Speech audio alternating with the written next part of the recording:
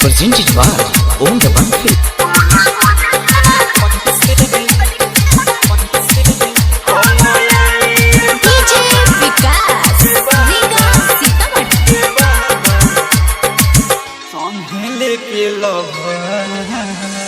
देवघर नगरिया के दूर बाट गरिया कन्हवा पदुगो काम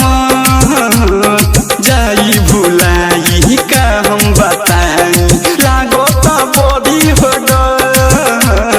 देवघर नगरिया के दूर बाट गरिया कन्हवा पदुगो काम बोला कैसे हम आई बाबा संगे लेके लभर बोला कैसे हम आई बाबा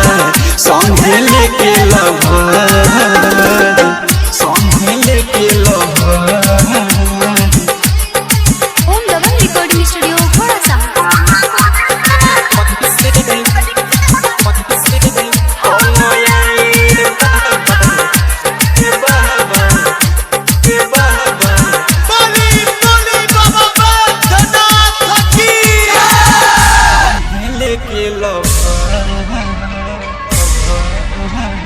कोनो उपाय बाबा हमके बताई लोभर के संगे ली देवघर बोलाई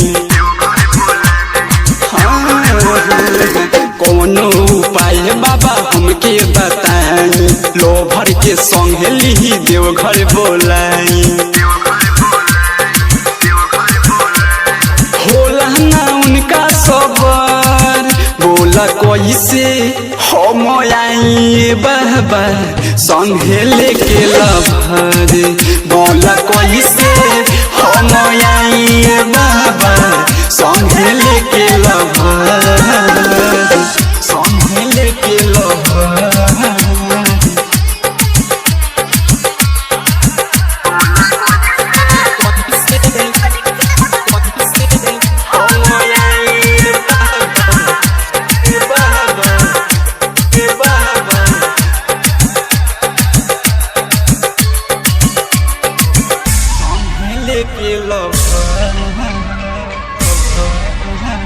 यौनिस देखी बुकी कैले गारी कमलेश्वर राजा बाबा गावेले लचारी